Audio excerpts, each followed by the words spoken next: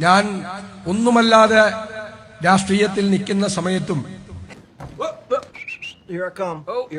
ഞാൻ ഒന്നുമല്ലാതെ രാഷ്ട്രീയത്തിൽ നിൽക്കുന്ന സമയത്തും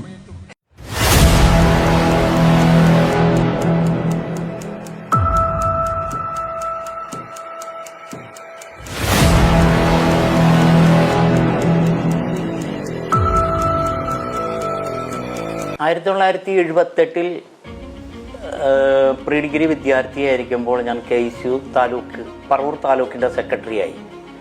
അന്ന് G കാർത്തിയാനാണ് KSUവിൻ്റെ പ്രസിഡന്റ്.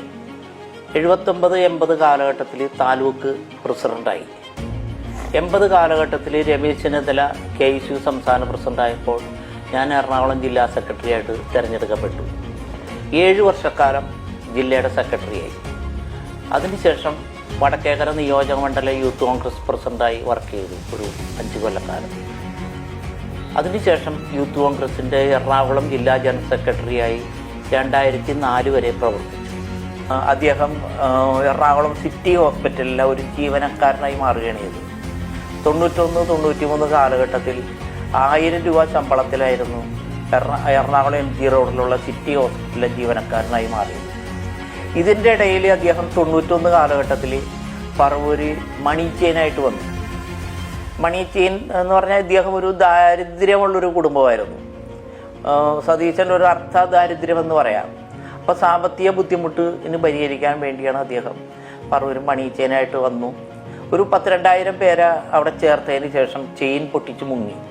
ശരിക്കൊരു ഇന്നത്തെ കാലഘട്ടത്തിലാണെങ്കിൽ സതീശനൊന്നും അവിടെ തിരിച്ചു വരാൻ പറ്റൂല. അപ്പം ഈ അടുത്ത കാലത്ത് നമ്മുടെ PV അൻവർ MLA ആയിട്ട് സതീശൻ്റെ ഒരു ടഗ് വന്ന സമയത്ത് ഈ വിഷയം എന്നെ വിളിച്ചിട്ട് മണി ചെയിനിൻ്റെ പേപ്പർ വേണമെന്ന് പറഞ്ഞു. ഞാനത് കളക്ട് ചെയ്ത സമയത്ത് സതീശ് അവൻ്റെ കഷ്ടകാലത്തിൽ സതീശിൻ്റെ പേരുള്ള മണി ചെയിൻ്റെ ആപ്ലിക്കേഷൻ തന്നെ എൻ്റെ കയ്യിൽ കിട്ടി. അങ്ങനെ അദ്ദേഹം അത് നിയമസഭയിലൊക്കെ അവതരിപ്പിച്ചു. പക്ഷെ അദ്ദേഹം അന്ന് വേറൊരു കാര്യം കൂടി കണ്ടെത്തി. ബോംബെ ബേസ് കമ്പനിയാണ് ഇത് നടത്തുന്നതെന്നാണ് അതിൽ പ്രിന്റ് ചെയ്തിരിക്കുന്നത്. പക്ഷേ ബോംബെയിൽ അങ്ങനെ ഒരു കമ്പനി ഇല്ല, ഒരു തട്ടിപ്പ് കമ്പനിയായിരുന്നു. 1996 പുള്ളി മത്സരിച്ച് തോറ്റ് 2001 പിന്നെ പറവൂരിൽ നിന്ന് ജയിച്ചു കയറുന്നത്. 2001 ജയിച്ചു കയറി അതുവരെയൊക്കെ ഒരു വലിയ കുഴപ്പമില്ലാതെ ആളുകളെയൊക്കെ പ്ലീസ് ചെയ്തൊക്കെ പോരുന്ന ഒരു സതീശനാണ്. 4 വർഷം കഴിഞ്ഞതോടുകൂടി സതീശൻ ഒരു അഹങ്കാരത്തിൻ്റെ രൂപമായിട്ട് മാറി.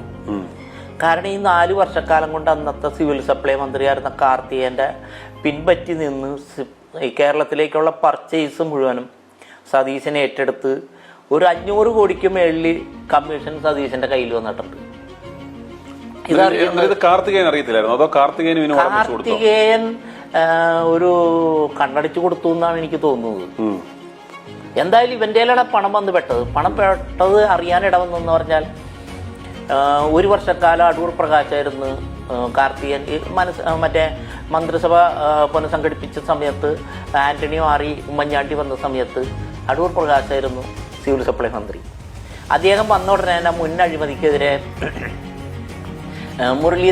ജസ്റ്റിസ് മുരളീധരനെ കമ്മീഷനായിട്ട് വെച്ചു. അദ്ദേഹമാണ് ഈ അഴിമതി മുഴുവൻ കണ്ടെത്തിയത്. അപ്പം അതിലൊരു ഒരഴിമതി ഞാൻ പറയാം. ഇപ്പം ചെറുപയർ 18 രൂപയ്ക്കാണ് സപ്ലൈക്കോ വാങ്ങിയത്. സിവിൽ സപ്ലൈ വാങ്ങണത് 27. അപ്പം എത്ര രൂപ കൂടി? 9 രൂപ കൂടി. അത് തന്നെ 100 കോടി രൂപയുടെ അഴിമതിയാണ്. അപ്പം എല്ലാ സാധനങ്ങളും പർച്ചേസ് ചെയ്തതിൽ വൻ അഴിമതിയാണ്. അപ്പം ഇതിൻ്റെ കമ്മീഷൻ മുഴുവനും സതീശൻ്റെ കയ്യിലേക്കാണ് ഒരു 70% വന്നു പെടുന്നത്.